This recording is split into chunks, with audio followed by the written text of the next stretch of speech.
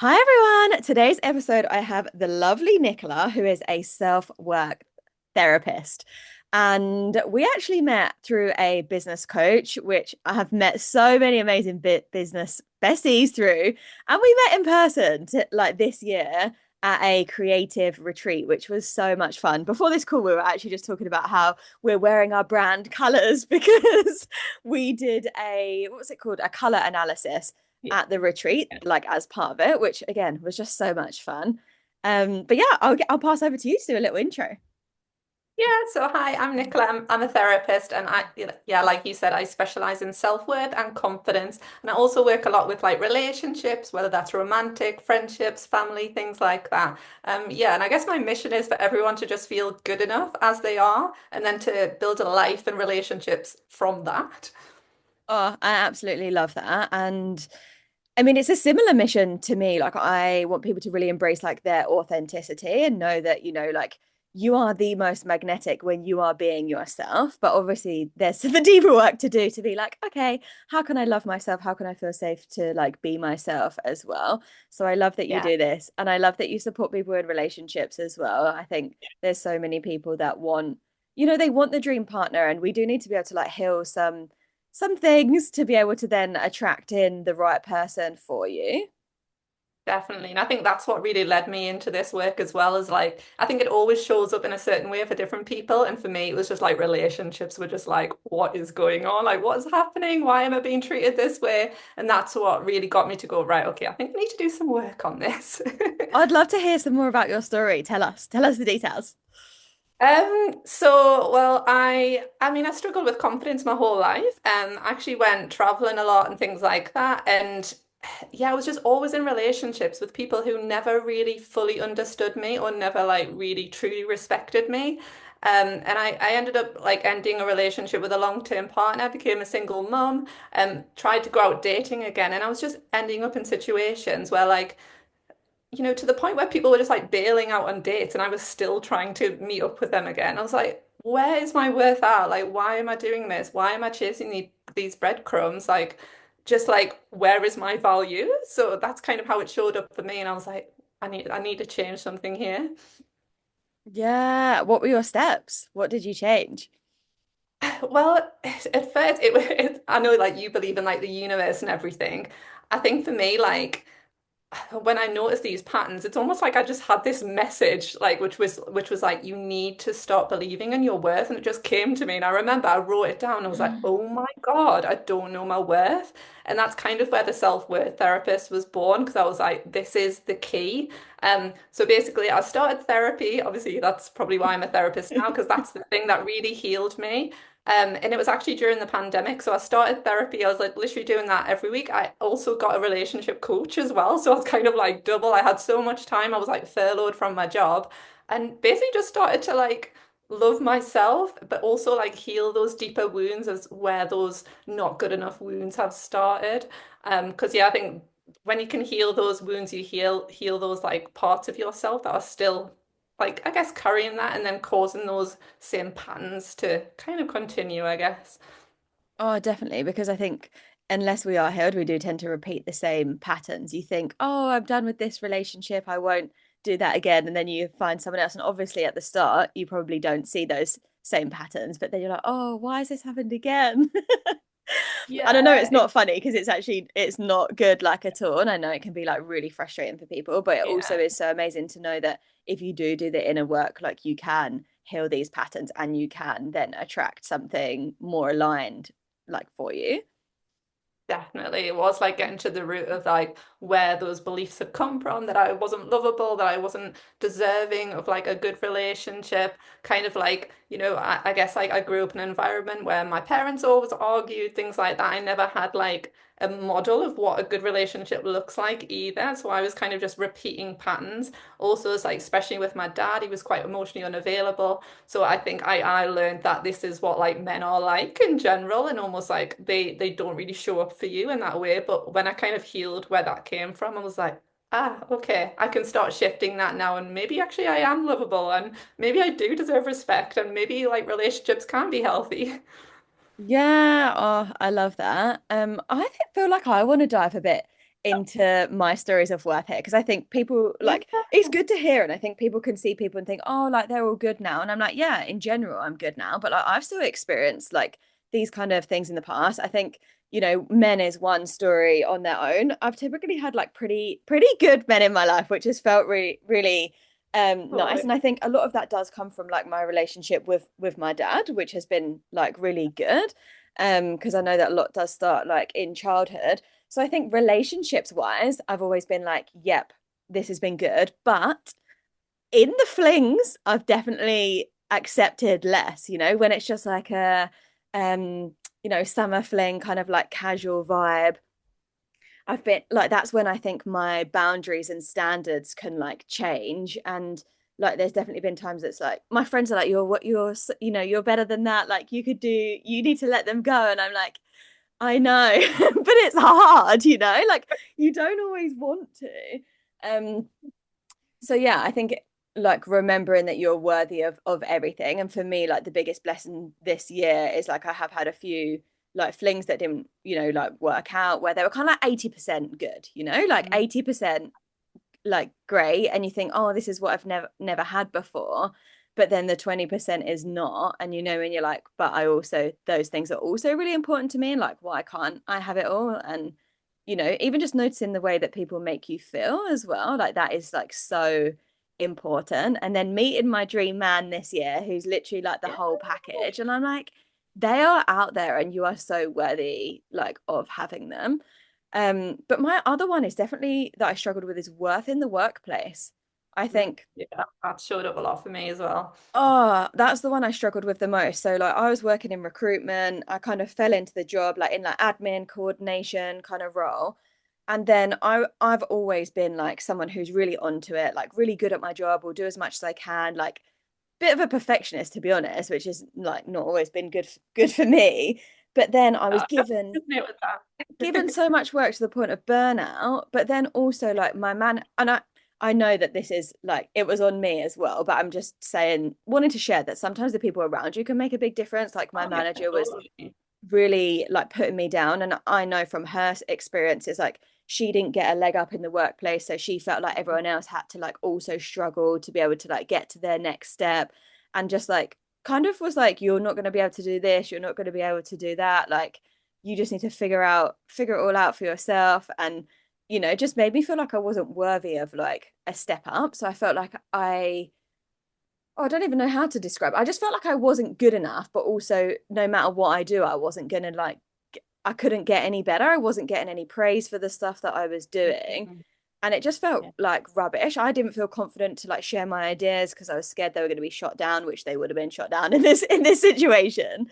Um, and the biggest thing that helped me with that, firstly, was hiring a life coach, and that, and like learning about my worth, like my strengths, my gifts, and you start learning Yeah. like, I don't actually have to be really good at like, I mean, I am pretty good at Excel, but like all the things that they teach you in the workplace that you feel like you tie your worth to, like, oh, I need to be like a public speaker, or I need to be this. Like, you don't need to be any of those things. Like, you just need to honor like your strengths and like do a job that like aligns with those, and that's when you're gonna thrive. But also I want to share as well, like changing companies was game changing for me. Like sometimes you're just in a toxic environment, like yeah, you need to 100%. heal yourself, but like I did same job in a different company, got $15,000 a year more, and it was so much less stress, and had managers that were like, pushing, like lifting me up, like you can do this, like here you go, here's this project. And like yeah, that really helped me, because I think having that experience of like, yeah, I can do it, and people behind you to be like, yeah, you can do it, was really helpful. 100%. Like, I think sometimes people think like it's always themselves, but actually your environment and who you're surrounding yourself with is a massive impact as well. And actually sometimes it's about setting boundaries with those people rather than thinking, oh, like, why am I feeling this way? Because Yeah. some people are like really, really toxic, especially people who are probably quite emotionally unavailable themselves. Like if they've got wounds, they will probably project those onto you. And it's actually nothing that you're doing wrong, but it is noticing like, okay, and maybe I need to actually like limit my pe like my yeah, my interactions with these people and like curate my environment a little bit and put yourself with safer people. Oh, definitely. Yeah. Like That was the biggest for me. One of the biggest things, or like big learnings that was a game changer for me, was learning that like everyone's reactions is a reflection of them rather than Mm, you. Because I think yeah. before I was like, oh, like this is to do with me, and I would take everything personally as well.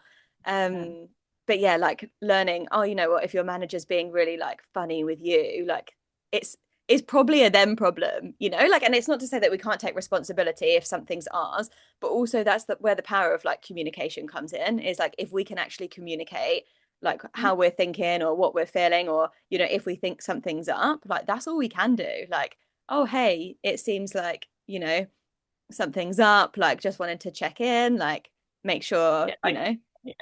like how are you feeling about this is how I'm feeling, and I guess it is like the people who can't really reflect and be like, oh, and understand like your point of view and their point of view, and it is about coming to that compromise. But some people who aren't able to do that, they will just like shoot you down and be like, no, it's this, you need to do this, because they can't look at their own stuff of like maybe why they're feeling this way, or they can't take any responsibility because sometimes I think like people who have really, really low self-worth, like as in really low, they sometimes overcompensate by that.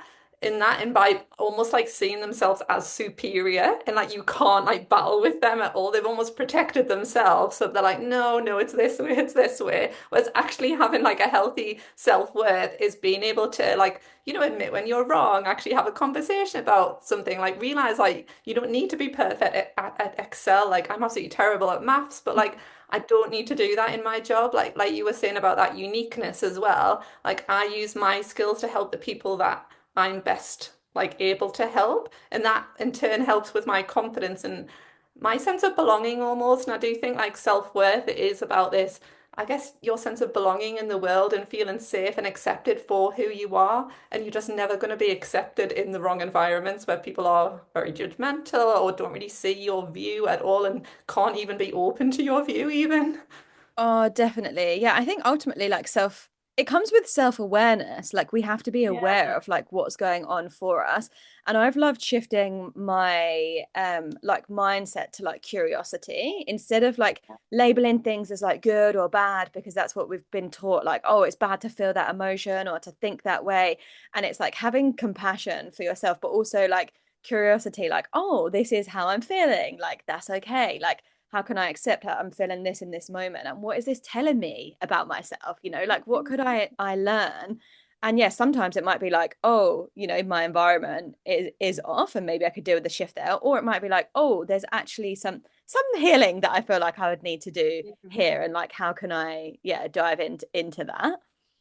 Yeah, definitely. It's about having that flexibility. Again, it's like not that black and white thinking. And I think people who aren't emotionally aware, like they can be very black and white. But it is about, I think a lot of healing is coming into that middle zone and actually being like, right, what is going on here? Is it a past wound that's being triggered here? Or actually is this person not a very safe person? And that's why I maybe feel like I'm unsafe? Or is it like a trigger from the past? Like, yeah, and just coming into the present moment a little bit and being like, actually in this present situation, is there something unsafe here, or is this more something from the past, or am I maybe worried about the future perhaps? But it is, yeah, coming into that middle ground, isn't it? And just being curious with yourself and compassionate about what might be going on. Yeah, you might know this like stat better than me, but I heard this once saying every like when we're triggered by things, often it's Mm. like 10% the thing that's actually triggered you, and like 90% all the times that you've been triggered in the past. Yeah, Yeah. 100%. Because so we like I use this cycle and it's basically like there's a trigger and then what that'll do, if you have had similar wounds from that from the past, it'll feel very strong because it's triggering all of that. So it's like if it feels, I guess if it doesn't match the present circumstance, if you're like, not sure my reaction kind of matched this, it usually is other things from the past that are being triggered. And like often what happens in that cycle is you'll be triggered, it'll trigger old beliefs of maybe not feeling good enough or things like that. And then often that leads into like the protective strategies you might do to feel safe again. So that might be like people pleasing, perfectionism. But when you do that, you're ultimately keeping the cycle going. Whereas actually, if you can step out of those patterns and be like, I guess reassure yourself, no, I am good enough. Like this is what's happening. It's a trigger from the past. I am safe now. Like I can do this. Like that's when you can kind of step out of that a little bit.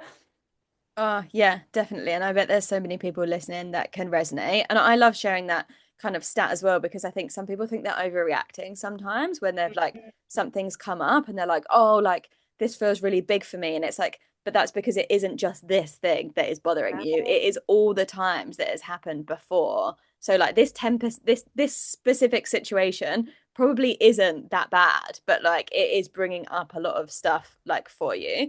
And I love your like suggestions there on like, firstly we need to bring like safety to like the body and be like, I actually am safe to, I'm safe here. But also then the next piece, not that you said it exactly like this, but it's basically like I think creating like an evidence bank that it is, like here's all the evidence that like you are worthy, or whatever you're doubting is like not true. But I'd love to hear like what other kind of like strategies or techniques that you would give to like clients if they're in this kind of situation. Yeah, and I just wanted to say I love what you said about like it is a build up from the past. Like an analogy I sometimes use is like, when you get like a coffee stamp when you go for a coffee, if you think of it like that, if you have a core wound and then all you've built up all this evidence, that all those do is like they add to that core wound, and then eventually Mm, the thing that happens in the present and then you'll get your free coffee and you'll explode, but it isn't the thing that in the present, it's all of those stamps that have built up over time. But yeah, like so kind of what the strategies I use with clients, it is almost when I talked about that cycle, it's noticing what like your strategies are to protect yourself when you maybe feel not good enough or when those wounds are like triggered. So let's say if it's perfectionism, it's realizing that maybe you do that to keep yourself safe.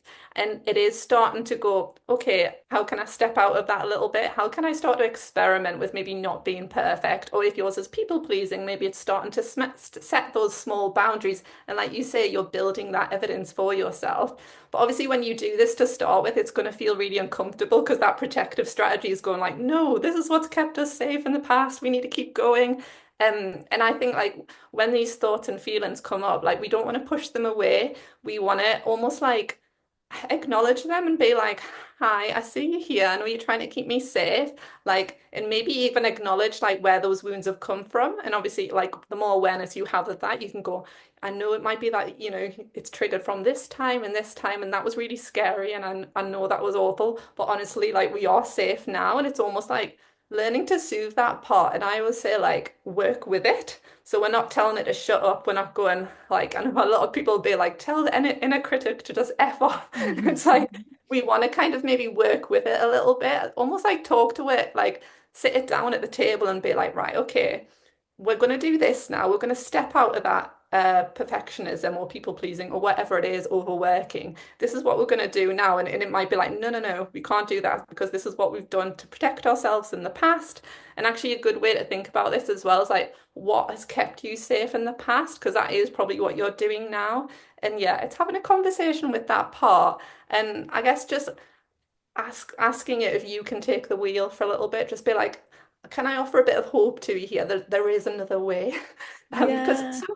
sometimes this part is actually really tired, and when you say, actually, there's another way, like, can you trust me? They're like, oh, thank God. I've been so tired of like keeping this perfectionism or overworking going, and they're like, yeah, go on, please show me. Yeah, and like it can be like a small steps approach as well. Like, Yeah. just loosening the reins a little bit to be like, oh, do you know what? I don't have to be perfect. I actually really did struggle with perfectionism, like especially in the workplace. I remember like one time I forgot to do something and my manager had texted me on my because I had like a day off and was like, have you done this? And I was like, oh no, I've not done it. And I literally thought about it for days after. I was like, oh my God, I'm the worst person ever. And then like no one cared. Everyone was just like, oh, that's just a normal mistake. I'd not sent like one person one email, like it's not the end of the world. Like, and it's just the reminder that like everything can be, well, most things can be fixed, like we'll figure it out. Like, and it's having that kind of self-trust as well to be like, oh, if something does happen, like I'll be able to like figure it out in the moment. And like, we're normal and human and like not everything is gonna be, perfect. And now I love actually embracing it. Like, with the podcast I used to edit them all the time and think like, oh, take all the ums out and stuff. And then I'm like, I actually don't need to do that. Like it's human to say a few times or like mess up your words. And actually when I see other people do it, it gives us even more permission. Like when I'm in business coaches with like in containers with, these women and they're teaching me and they stumble on their words. I'm like, oh, it's actually nice to like hear other people do that and it doesn't matter. I know, I love that. And you know what? You know, the reason we probably try to be perfect or whatever strategy it is that you use in order to, I guess, escape those feelings of not being good enough, it's like we're doing that to try and feel safe and belong. But actually, you're probably going to create more belonging if you're just being human because people actually connect with that more. They'll probably resonate with that. And they're not going to resonate with the perfect version. So actually you're creating the thing you're trying to avoid. And it's Oh, like, yeah, I so feel that as well. Like I used to never want to admit that like something was up or wrong. Like I'd be like, like I'm fine. I want to be unbothered. Like nothing's annoying me. Like I'd tell my close friends, but then on yeah. the outside, for example, at work or maybe even in like dating situations, I'd want to just be like everything's fine.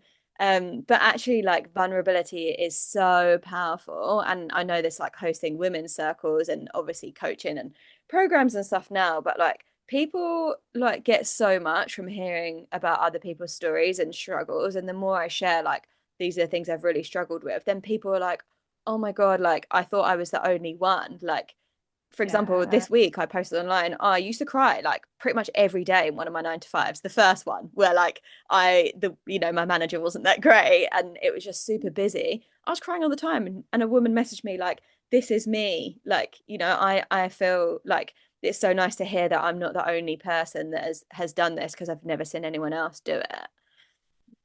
It is. I guess it's like it's looking at, isn't it? Because I think sometimes our ego is kind of attached to these things that the things that we need to do in order to be good enough, in order to be worthy. But actually, like as human beings, we strive for connection and belonging and actually just being ourselves and I guess making those authentic connections, like living our authentic purpose, which I know you talk about a lot. And that is what's going to build, like, bring true happiness. Like, yes, your ego might be happier if you're like perfect, but that's not going to be like true fulfillment for you. Yeah. I'm going to be honest here. I just pressed pause on this because I'd completely lost my train of thought, but wanted to share it in the theme of like being authentic and knowing that we don't have to be perfect all the time. Um, A question if you want, if that. And I think that it does come down to like not worrying about judgment of other people too. I know when I was like being a perfectionist, I didn't want to I didn't want anyone to like see me make a mistake. I'd be like so embarrassed if someone had have, caught me out on something. That was like my main fear. But as I care less about what other people think, and if someone did say to me like, "Oh, you've done that wrong," I'd be like, "Oh yeah, I have. Thanks." Like no biggie. That's been like a big game changer for me too. Yeah, something I often say with clients is like, instead of worrying about what people think, maybe think like, what would it like, instead of thinking like, what does that mean about me? Like, what does it mean about them if they think that? Like, how uncool are you to like judge someone and something that's just so like, just a simple mistake or something like that? Or even if they are judging you, be like, oh, great, well, you're not my people. Obviously, I don't want to hang around with you anymore because like, I wouldn't hang around with people who are going to judge me for that. Like, and it kind of can be a good filter in a way. So actually, like I like just try and be as much me as I can be, because then I'm gonna like filter out the people that are not meant for me or the places that are not meant for me.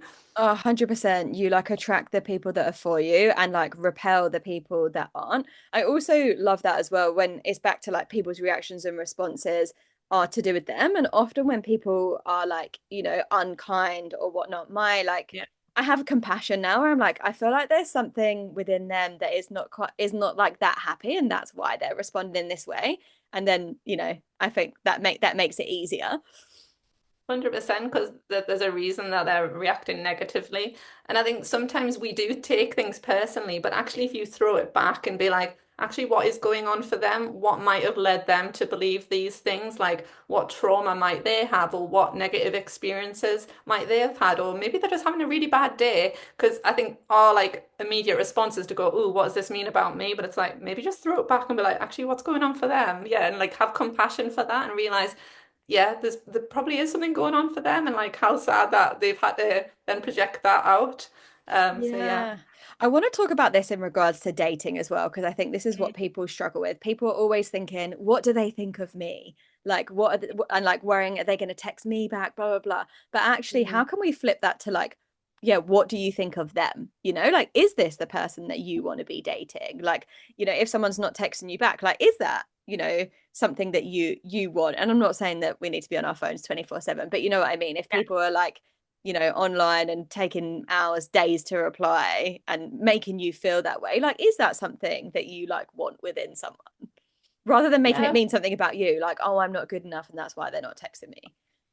Yeah.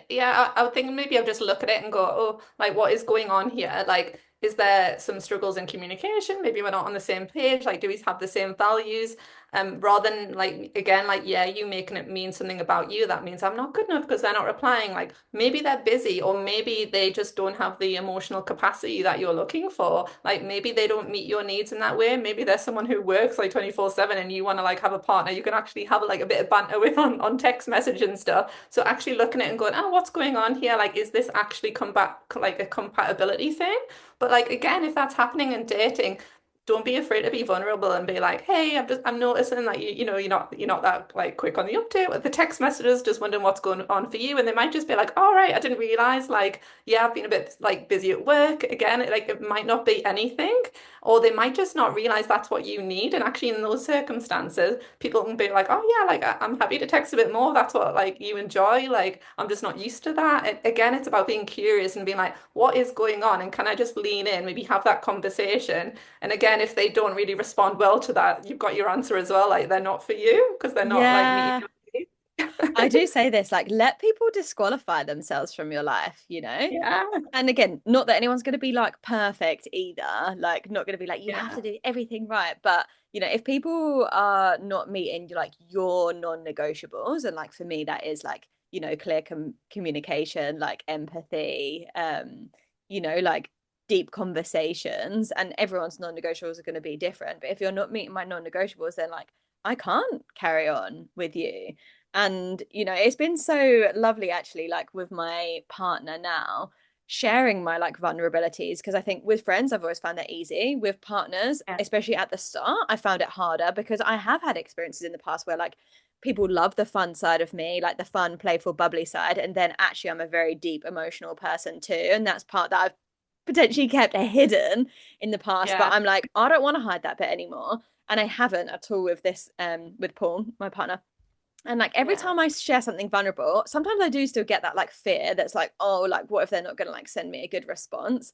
Every yeah. time his response is like beyond what I can imagine. Like it's so nice that I'm like, this just proves it's the evidence that the me that proves like it's safe to be vulnerable, like it's safe with like the right person. Yeah, which just does Well done for doing that feel because it is scary, like to put yourself out there, especially if you've had a negative experiences. But you do have to do like you do have to be vulnerable and like risk that almost rejection. But ultimately, you're not rejecting yourself, and I think that's what it comes down to. You've got to keep like being that person for yourself, and sometimes it can feel like, oh no, there's not going to be anyone out there who will accept that. But you'd be surprised if you do put yourself out there and, like you say, be vulnerable and show those parts. Like you'll be surprised that there is a lot of people who can meet you there as well. It's just that you've had negative experiences in the past.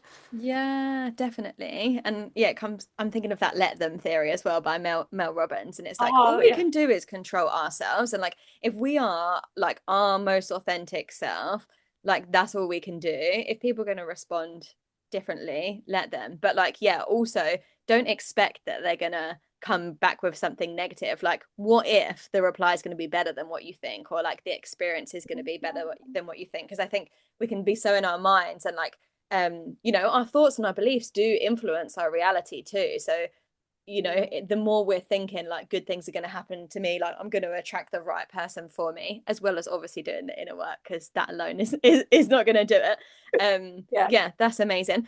I also want to Yeah. talk about something a bit woo woo, because I feel like Okay. people just love it. But I had Love a an boo. Akashic Records reading done recently. Okay. For anyone who doesn't know about the Akashic Records, it's a record of everything that has happened in your lifetime, every lifetime you've had before, everyone's lifetimes, and all the future possibilities. So it's like a spiritual Okay. psychic reading kind of thing. Okay. And I was asking, I can't even remember what I was asking about, but she told me about a previous lifetime that I'd had. She said a few lives ago, you fell in love with a man that was outside your class range.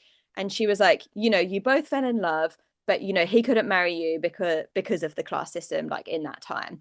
And you then have like a worth wound from this, because nothing that you did ever would allow you to have him. Like you never felt good enough no matter what you could do, which was obviously out of my control as well. And she said to me, you're carrying this into this lifetime.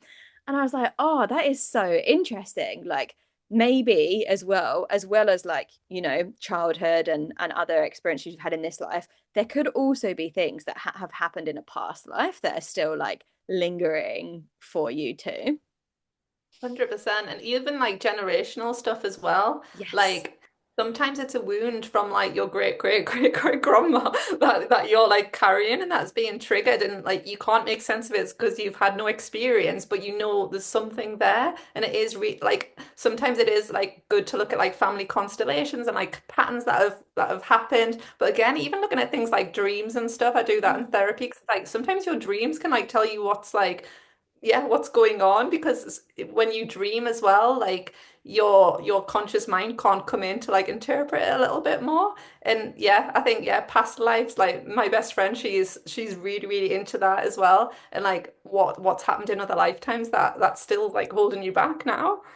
Yeah, like for me, because I was like, I feel worthy, apart from my job, like in the Yeah. past, like I haven't struggled with worth with like friends or like any other situations, but it was always men. And I was like, why is this happening? And What's then when going when on? it Yeah. connected with that past life, I was like, oh, like that is interesting. But I love that about intergenerational trauma as well, like just having that Yeah. awareness that like this might not be yours. So like even if you feel like I need to do some healing, I know it can be frustrating when people are like, but like it's annoying that I have to do this, but it's like you're actually doing this for like all the future generations to come to. And it's like healing all the previous generations. You get to be like the break in this cycle. Yeah, and it is like it is hard work if you think about it. Like you're literally breaking like cycles, which have probably gone on for like hundreds of years, and it's like it is hard work. But also just think of like what you're changing for the future, and just like the ripple effect. Like because I don't know, like through my healing journey, and I don't know if you've noticed this, like even my friends, my family, like they're not even some of them are not even doing the work, but they're still healing through me as well, and like noticing how I do things differently, like how I set boundaries, how I like honor how I feel and prioritize my needs and build like healthy relationship. It's like mirroring back to them like what they deserve as well. And it's like the ripple effect is just huge, isn't it? It is so big. Like the best thing that you can do for the world is heal yourself. Like Yeah. that is the first step. And I found that even with like sharing about my relationship stuff, I still people message me now saying like, "Oh, I got ghosted and I thought about you because I shared that online." And then like, Yeah. "Oh, I've increased my standards of men after I've seen about you and your partner." And I'm like, "Yes, this is the magic." Um, Yeah. Because you're but showing people what's possible, aren't you? I know. And like that's what I want people to know is like so much more is possible than you could ever imagine. 100%. Like I grew up in a family where like, parents are divorced, like we had very little money, like we did like our house was like quite small and things like that. And like I just look at my life now and I'm like, oh my God, like if I can like come from that to where I am now, like having a successful business, like in a really happy partnership, like got a son who's just so happy in himself. And I just think like, gosh, if I've come from that, like anyone can. Yes, love this. And for anyone who's like, I feel like I could benefit from therapy and I'd love to work with Nicola, how can they do that? Yeah, so I'm on Instagram as the Self Worth Therapist, Also got a website, Nicola Jane Therapy. And yeah, like I do weekly, bi-weekly or monthly sessions. I'm also going to be having a podcast come out soon, which was kind of inspired by Effy. Love Which, this. yeah, so I'm hoping it's going to be called the Good Enough Podcast because, like I say, like that is like I guess like at the bottom of all my work. I want people to just feel good enough as they are, and like again, just build a life and relationships from that place because I do think that is where you truly feel valued and like you belong, rather than I guess creating it from this place of like having to be a certain way. Because I think from that place you often end up maybe in work or relationships that actually don't feel the most authentic to you. They might look okay on paper, but they're never going to feel like, I guess, like truly like you and like reflect back your worth, I guess. Yes, Yeah. love that. And I'll put your details and links in the caption so people can find you easily as Thank well. you For so anyone much. listening that is also yeah, interested in doing some of the deeper work, I have just released a program called Explore Your Purpose. And this is all of the tools that I found so beneficial in really like learning who I am and like increasing my confidence and like learning more about my worth. So it's stuff like learning what your strengths are, your values, being able to like tap into your intuition and listen to your inner guidance, looking at your beliefs and making, making sure they serve you and you're not like, living life with limiting beliefs, as well as connecting with your solar plexus, which is your like personal power center. So this is a self-paced course that you can do in your own time. Once you join, you have immediate access to it. They're short trainings with like meditations, a whole journal booklet, and yeah, it dives a bit into like astrology, human design, and numerology as well. Because there's so many tools out there that just like, you know, I found like they told me what I already knew about myself, but it's like, oh, I'm supposed to be like this, and a bit of a permission slip to be like, you can do things your way. Like, this is your unique design. You don't have to like follow the crowd or do what's right for other people either. I love human design. And you know what? Like I always say with self-worth as well, understanding yourself is the most important part. And Yes. like it sounds like you do a lot of that because it is like you want to build from who you are, not like who you think you should be.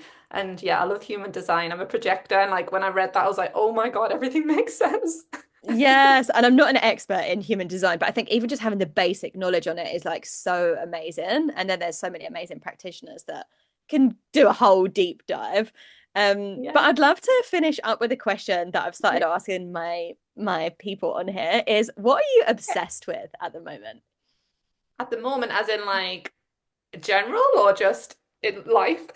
General in life. I know it seems a bit of a random question, but I'm always talking about Okay. like creating a life you're obsessed with. And it could Yeah. be like, it could just be like little things as well. One of me and my friends send a message every like month or so telling each other like what we're currently obsessed with. And it might be like, oh, I'm obsessed with this matcha latte. I'm obsessed with, like this project I'm doing. I'm obsessed with my boyfriend.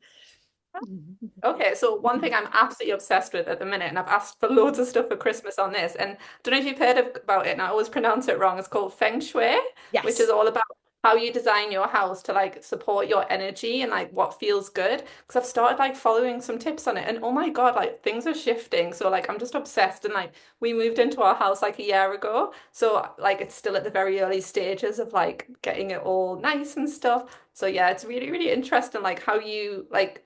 I guess like design your home and the things you can put in your home to, I guess, help your nervous system feel relaxed and actually support the life you want to create as well. So yeah, I love it.